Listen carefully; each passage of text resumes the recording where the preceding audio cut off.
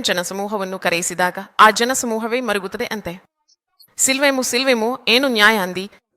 ಅಕ್ರಮಾಸ್ತಿಯು, ದುರ್ಮಾರ್ಗಿಯು, ಬಂದಿಪೋಡು, ದೋಂಗ, ಬರಬ್ಬ ಅವನನ್ನು ಬಿಡುಗಡೆ ಮಾಡಬೇಕೆಂದು ಕೇಳುತ್ತಿದ್ದಾರೆ. ಆದರೆ ಒಳ್ಳೆಯದು ಮಾಡಿದವನು, ಎಲ್ಲರನ್ನೂ ಪ್ರೀತಿಸಿದವನು, ಆರೋಗ್ಯವನ್ನಿತ್ತವನು, ದೇವರ ರಾಜ್ಯದ ಸುವಾರ್ತೆ ನೀಡಿದವನು, ಆಹಾರವನ್ನು ನೀಡಿ, ಆಶ್ರಯ ನೀಡಿ, ರಕ್ಷಕನಾಗಿ ಈ ಲೋಕಕ್ಕೆ ಬಂದವನನ್ನು ಹೊರಹಾಕಬೇಕೆಂದು ಹೇಳುತ್ತಿದ್ದಾರೆ. ಇದು ಅನ್ಯಾಯ. ಆದ್ದರಿಂದ ನಿನ್ನ ಜೀವನದಲ್ಲಿ ನೀನು ಅನುಭವಿಸುವ ಅನ್ಯಾಯವನ್ನು ಸಹಿಸುವುದು ಸುಲಭವಲ್ಲ. ನಿನ್ನ ಮೊದಲು ಪ್ರಭು ಅದನ್ನು ಭರಿಸಿದ್ದಾನೆ. ಅಂದರೆ ಇಂತಹ ಕಠಿಣ ಅನುಭವಗಳ ಮೂಲಕ ಪ್ರಭು ಕೂಡ ಹೋದನು. ಶಿಲುಬೆ ದಾರಿ, ಶಿಲುಬೆ ಮಾರ್ಗವೇನು?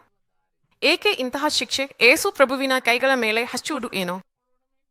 ಕೈಗಳಿಂದ ಯಾರಿಗಾದರೂ ಅನ್ಯಾಯ ಮಾಡಿದನು, ಯಾರನ್ನಾದರೂ ಹೊಡೆದನು, ಆ ಪಾದಗಳಿಗೆ ಶಿಲುಬೆ ಏಕೆ? ಇಷ್ಟು ಬೆಲೆ ನಿನಗಾಗಿ ಪಾವತಿಸಿದನು. ಪ್ರಭು ಇಷ್ಟು ದುಡ್ಡು ಯಾರಿಗಾಗಿ ಪಾವತಿಸಿದನು? ನನ್ನಿಗಾಗಿ ಪ್ರಭು ಪಾವತಿಸಿದನು ಅಲ್ಲವೇ? ಒಂದು ಅಲ್ಪ ಪ್ರಾಣಿಯಿಂದಲೇ ನಾನು ಬದಲಾಗಿದ್ದೇನೆ, ನಿನಗಾಗಿ ಅಲ್ಲವೇ?